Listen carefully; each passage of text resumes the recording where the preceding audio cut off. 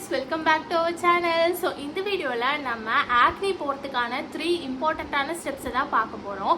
acneனா என்னன்னு உங்களுக்கே தெரியும். of course நீங்க இந்த வீடியோ பார்த்துட்டு இருக்கீங்க அப்படினா இதுக்கு முன்னாடி ஏகப்பட்ட thousands of acne எப்படி கியூர் பண்றதுங்கற வீடியோ பார்த்திருக்கீங்கன்னு அர்த்தம். பட் அது எல்லாமே வொர்க் அவுட் ஆகல அப்படினு அர்த்தம். அது எனக்கு புரியுது. நானும் இந்த மாதிரி ஒரு ஸ்டேஜ்ல இருந்தவ தான். ஏகப்பட்ட டாக்டர்ஸை பார்த்திருக்கேன். நிறைய பேர்த்தோட சஜஷனை கேட்டிருக்கேன். போற வர இடத்துல எல்லாருமே எனக்கு சஜஸ்ட் பண்ணுவாங்க. ஒரு சினிமா தியேட்டர் போனேன்னா கூட அங்க படம் பார்க்க வரவங்க என்னோட ஆக்னியை பத்தி தான் கேட்பாங்க. ஆக்னிக்காக மெடிசன் சொல்ல ஆரம்பிச்சிருவாங்க. இதை வாங்கி சாப்பிடு, அதை வாங்கி தடவை, எல்லாமே போயிடும் அப்படின்லாம் சொல்லுவாங்க. பட் அது ரொம்ப ஆக்வர்டா தான் இருக்கும். பட் ஸ்டில் நமக்கு நம்ம மேல வந்துட்டு கொஞ்சமாவது ட்ரஸ்ட் இருக்கணும்னு நினைக்கிறேன். ஸோ இதை பத்திலாம் ரொம்ப வளவலான்னு பேசாம நான் ஸ்ட்ரைட்டா டாபிக் உள்ளே போயிடுறேன். ஸோ ஐ அண்டர்ஸ்டாண்ட் நீங்க ஆல்ரெடி ரொம்ப ஃபெட்டப் ஆயிருப்பீங்க. உங்க ஆக்னினால இது எப்படிதான்டா போக்க வைக்கிறது, ஏன்டா இது திரும்ப திரும்ப வருது அப்படின்னு சொல்லிட்டு நீங்களே நினைப்பீங்க. ஸோ என்னதான் நீங்க பார்த்துருந்தாலும் ஒரு சில விஷயம் நான் உங்களுக்கு கன்வே பண்ணணும்னு நினைக்கிறேன். இது உங்களுக்கு தெரியாம இருக்கலாம். ஸோ எனக்கு தெரிஞ்ச வரைக்கும் பேசிக்கலி ஆக்னி ஃபார்ம் ஆகிறதுக்கு 3 காரணம் இருக்கு. ஒன்று, நமக்கு வந்து ஆயிலோட செக்ரேஷன் வந்து ரொம்ப அதிகமாக இருக்குது. நம்ம சீபம் ப்ரொடக்ஷன் ரொம்ப அதிகமாக இருக்குது, அதனால ஆக்னி வருது. ஸோ அடுத்தது என்ன அப்படின்னா டேண்ட்ரஃப்னால ஒரு சில பேர்த்துக்கு ஆக்னி வரும். அது யாருக்குமே தெரியாது. மேக்ஸிமம் நிறைய பேர்த்துக்கு தெரியாது. அது எப்படி ட்ரீட் பண்ணுறதுன்னு தெரியாது. ஏன்னா பிம்பிளுக்கு யூஸ் பண்ணுற க்ரீம் என்ன யூஸ் பண்ணாலும் அது வந்து ஒர்க் அவுட் ஆகாது. அடுத்து வந்து என்னன்னா ஹார்மோனல் ஆக்னி. மேக்ஸிமம் இந்த சீபம்னால ஆயில் ப்ரொடக்ஷனால வர ஆக்னி எல்லாம் இந்த மாதிரி என்ன சொல்றது கண்ணம் ஏரியால வரும். இதுவே டேண்ட்ரஃப்னால வர ஆக்னி எல்லாம் நெத்தியில வரும். அதுக்கும் மேல ஹார்மோனல் ஆக்னி எல்லாமே வந்துட்டு சின்ன வந்து அதிகமா வர்றதுக்கு வாய்ப்பு இருக்கு. ஹார்மோனல் ஆக்னி எங்க வேணா வரும். பட் அதிகமா வந்து சின்ன ஏரியால வரதுக்கு வாய்ப்பு இருக்கு. ஸோ இதை வச்சு நீங்க வந்து உங்களோட டைப் ஆஃப் ஆக்னி என்ன அப்படிங்கறத கண்டுபிடிச்சிக்கலாம். So coming to the steps, என்னென்ன ஸ்டெப்ஸ் அப்படின்னா 3 பேசிக்கான ஸ்டெப்ஸ் தான். ஃபர்ஸ்ட் ஒன் வந்து என்னன்னா கிளென்சர். ஸோ இது கண்டிப்பாக எல்லாருமே சொல்லியிருப்பாங்க. Cleanser, toner, moisturiser, CTM method அப்படின்னு சொல்லிட்டு சொல்லுவாங்க. பட் சிடிஎம் மெத்தட்லாம் நீங்கள் ட்ரை பண்ண தேவையில்ல. நீங்கள் ஒரு நல்ல கிளென்சராக கண்டுபிடிச்சி உங்களுக்காக எடுத்துக்கிட்டீங்கன்னாலே போதும். மார்க்கெட்டில் ஏகப்பட்ட விளம்பரம் வருது, நான் அதை ட்ரை பண்ணுறேன், இதை ட்ரை பண்ணுறேன்னு கண்டதையும் ட்ரை பண்ணாமல் உங்களுக்குன்னு ஒரு டைப் ஆஃப் கிளென்சர் அவ்வளோதான் என்னால் சொல்ல முடியும். இதை யூஸ் பண்ணுங்க அப்படின்னு சொல்லிட்டு என்னால் பர்டிகுலராக சொல்ல முடியாது. ஏன்னா அவங்கவுங்க ஸ்கின் டைப் அவங்கவுங்களுக்கு தான் தெரியும் இல்லையா. ஸோ உங்களுக்கு ரொம்ப ஆயில் வந்து ப்ரொடியூஸ் ஆச்சுன்னா கொஞ்சம் ட்ரை ஆக்குற மாதிரியான கிளென்சர் யூஸ் பண்ணுங்க. ஸோ என்னோடது வந்து பார்த்தீங்கன்னா ஓரளவுக்கு ஆயில் காம்பினேஷனான ஸ்கின் தான். ஸோ அதனால நான் வந்து ரொம்ப ட்ரை ஆக்காம ஒரு சில டைம் என்ன பண்ணுவேன்னா நானே ஒரு மாவு மாதிரி கிரியேட் பண்ணி வச்சிருக்கேன். அந்த மாவு யூஸ் பண்ணுவேன். இல்லை ரொம்ப ஆயிலியாக இருக்குது, ரொம்ப வந்து டஸ்ட்டாக இருக்குது அப்படின்னா அந்த கிளென்சரை யூஸ் பண்ணுவேன். ஸோ இப்படி தான் என்னோட ரொட்டீன் போயிட்டுருக்கு. உங்களுக்கு எது கம்ஃபர்டபுளோ அதை யூஸ் பண்ணுங்கள். இல்லை எனக்கு கிளென்சரே பிடிக்கல அப்படின்னா நல்ல பைத்தமாவும் கடலமாவும் கலந்து வச்சு யூஸ் பண்ணுங்கள். கூட காஃபி பவுடரையும் சேர்த்துக்கோங்க. ரொம்பவே நல்லாயிருக்கும். அது ஸ்க்ரப்பாகவும் யூஸ் ஆகும். ஸோ நான் ஆல்ரெடி சொன்ன மாதிரி கிளென்சர் தான் ஃபர்ஸ்ட் ஸ்டெப்பு. இதை வந்து நீங்கள் காலையில் நைட்டு 2 டைம் மட்டும் தான் யூஸ் பண்ணணும். சும்மா வந்துட்டு கிளென்ஸ் பண்ணிட்டா எல்லாம் போயிடும், கழுவிட்டா எல்லாம் போயிடும் சொல்லிட்டு திரும்ப திரும்ப திரும்ப திரும்ப யூஸ் பண்ணிட்டே இருக்காதீங்க. பிகாஸ் அதில் எந்த யூஸுமே கிடையாது. காலையில் எந்திரிச்ச உடனே அதுக்கப்புறம் நைட்டு தூங்க போகிறதுக்கு முன்னாடி போட்டுட்டு கிளென்சர் வந்துட்டு நீங்கள் யூஸ் பண்ணணும். It will reduce your oil production அப்படின்னு வச்சுக்கலாம். அது மட்டும் கிடையாது, நம்ம ஃபேஸில் ஏதாவது டஸ்ட் எல்லாம் இருந்தால் அது வந்துட்டு போக்கிடும். ஸோ அதுக்காக கிளென்சர் வந்துட்டு யூஸ் ஆகுது. நீங்கள் வந்து கிளென்சர் நல்லா சூஸ் பண்ணிட்டீங்களா? அடுத்தது என்ன அப்படின்னா பிம்பிள்கான ட்ரீட்மெண்ட்டா 1000 செலவு பண்ணி டாக்டர் கிட்ட போகணுமா அப்படின்னு கேட்டால் அது உங்கள் இஷ்டம். நீங்கள் போகிறதா இருந்தால் போகலாம். நான்லாம் ஏகப்பட்ட டாக்டரை பார்த்துருக்கேன். அப்பவும் எனக்கு ஆக்னி வந்து சரியாகலை. ஸோ ஃபைனலி நான் வந்து என்ன பண்ணேன் அப்படின்னா ஒரு ஆயின்மெண்ட்டை வாங்கி போட்டேன். ஸோ அதுதான் ஃபைனலி எனக்கு ஒர்க் அவுட் ஆச்சே தவிர எத்தனையோ டாக்டர்ஸை பார்த்து என்னென்னவோ பண்ணி எனக்கு எதுவுமே ஒர்க் அவுட் ஆகலை. ஸோ அந்த ட்ரீட்மெண்ட் என்ன அப்படின்னா ஃபார்மசியில் போயிட்டு கிளிண்டாமைசின் ஜெல் அப்படின்னு கேட்டிங்கன்னா உங்களுக்கு வந்து ஒரு ஜெல்லு வந்து தருவாங்க. அந்த ஜெல்லை நீங்கள் யூஸ் பண்ணணும்.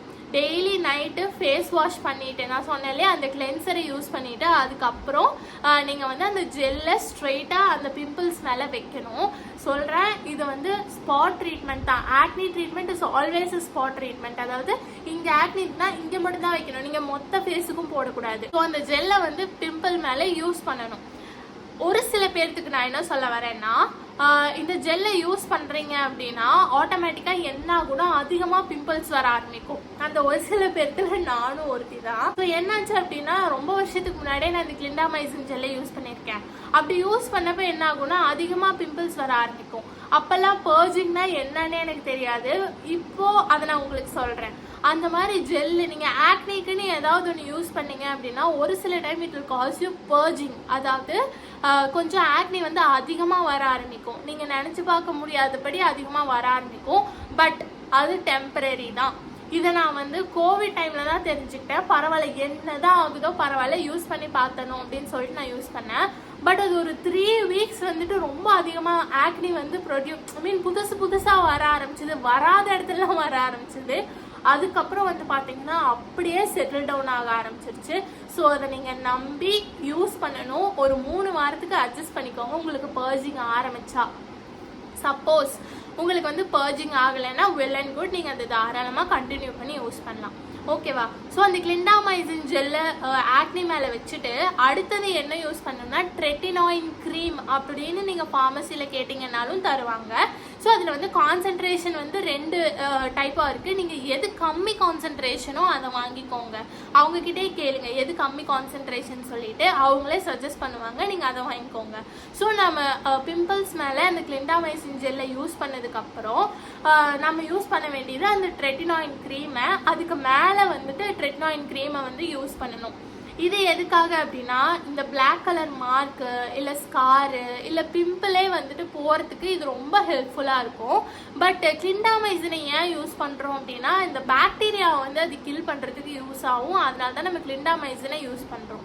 ஒன்ஸ் உங்கள் பிம்பிள்ஸ் எல்லாமே செட்டில் டவுன் ஆனதுக்கப்புறம் நீங்கள் கிளிண்டாமைசினை ஸ்டாப் பண்ணிடலாம். ட்ரெட்டினாயினை மட்டும் கண்டினியூ பண்ணி யூஸ் பண்ணுங்கள். உங்களுக்கு அந்த மார்க்ஸு ஸ்கார்னு எல்லாமே போக ஆரம்பிச்சிடும். ஸோ இந்த ப்ராசஸை ட்ரஸ்ட் பண்ணி யூஸ் பண்ணுங்கள்.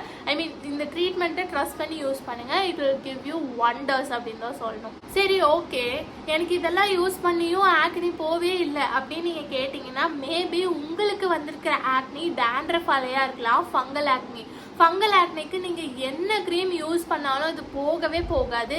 நெத்தியில் வந்திருக்கும் இல்லையா, அவங்களுக்கு நான் சொல்கிறேன். ஸோ இது எதனால் வந்து காசு ஆகுதுன்னா, உங்கள் தலையில் டேண்ட்ரஃப் இருக்கிறனால காசு ஆகுது. ஸோ அதுதான் வந்து ரூட் காஸ் அப்படின்னு வச்சுக்கலாம். ஸோ நீங்கள் ஃபர்ஸ்ட் ஆஃப் ஆல் அந்த டேண்ட்ரஃபை கிளியர் பண்ணணும் தலையிலேருந்து. ஸோ அதுக்காக நிறைய டேண்ட்ரஃப் ஷாம்பூஸ் வந்து விற்கிறாங்க. ஸ்கேல் ப்ளஸ் தான் நான் யூஸ் பண்ணுறேன். அதை வந்து வாரத்துக்கு ஒரு டைம் யூஸ் பண்ணுங்கள். மோர் தேன் எனஃப். நீங்கள் 3 டைம் வாரத்துக்கு ஹேர் வாஷ் பண்ணுறீங்கன்னா அந்த 3 டைமில் 1 டே வந்துட்டு இந்த டேண்ட்ரஃப் ஷாம்பூ யூஸ் பண்ணுங்கள். நார்மலாக ஷாம்பூ நீங்கள் எப்பவும் யூஸ் பண்ணுற ஷாம்பூ போட்டதுக்கப்புறம் அந்த டேண்ட்ரஃப் ஷாம்புவை போட்டு ஒரு 10 நிமிஷம் ஊற விட்டுட்டு அதுக்கப்புறம் நீங்கள் வாஷ் பண்ணிடுங்க. ஸோ கண்டிப்பாக அது வந்துட்டு உங்களோட தலையிலிருந்து டேண்ட்ரஃபை கம்மி பண்ணும். தலையில் இருக்கிற டேண்ட்ரஃப் போயிட்டாலே ஆட்டோமேட்டிக்காக ஃபேஸ்லேருந்தும் அந்த பிம்பிள்ஸ் எல்லாம் குறைய ஆரம்பிச்சிடும். அதையும் தாண்டி நான்லாம் என்ன பண்ணுவேன் அப்படின்னா, அந்த டேண்ட்ரஃப் ஷாம்புவே எடுத்து கொஞ்சமாக எடுத்து வீக்லி ஒன்ஸ் ஃபேஸ் வாஷ் பண்ணுவேன். ஸோ தட் அதனால டேண்ட்ரஃபால் காஸ் ஆன ஆக்னி அமேசிங்காக அப்படியே போக ஆரம்பிச்சிடும். ஸோ இதுதான் வந்து சீரியஸாக சொல்கிறேன், இதுதான் பெஸ்டஸ்ட் டிப்பு நானே கண்டுபிடிச்சது. ஸோ இது வந்து பெஸ்டஸ்ட் டிப்பு அப்படின்னு நான் உங்ககிட்ட சொல்லிக்கிறேன். ஸோ இது வந்து 2வது ஸ்டெப் முடிஞ்சிருச்சா. 3rd ஸ்டெப் என்ன அப்படின்னா, நல்ல மாய்ஸ்சரைசர் அண்ட் சன்ஸ்க்ரீன். நம்ம வந்து ஆக்னி ட்ரீட்மெண்ட்டுக்கு நீ இறங்கிட்டோன்னா ஆட்டோமேட்டிக்காக நம்மளோட ஸ்கின் வந்து கொஞ்சம் கொஞ்சமாக ட்ரை ஆக ஆரம்பிச்சிடும், எவ்வளோ ஆயிலியாக இருந்தாலும். ஏன்னா அந்த ஆயிலெல்லாம் போக்கத்தான் நம்ம வந்து ஏகப்பட்ட ஜெல்லையும் க்ரீமையும் யூஸ் பண்ணுறோம். ஸோ நம்ம ஆட்டோமேட்டிக்காக என்ன ஆகும்னா ஸ்கின் வந்துட்டு ட்ரை ஆக ஆரம்பிச்சிடும். அந்த ட்ரைனஸை தடுக்கத்தான் நம்ம மாய்ஸ்சரைசர் யூஸ் பண்ணோம். ஒரு நல்ல மாய்ஸ்சரைசராக வாங்கி யூஸ் பண்ணுங்கள். நிறைய பேர்த்துக்கு மாய்ஸ்சரைசர் வந்துட்டு ரொம்ப ஆயிலியாக்கி அதுவே ஆக்னி வர ஆரம்பிச்சிடும்.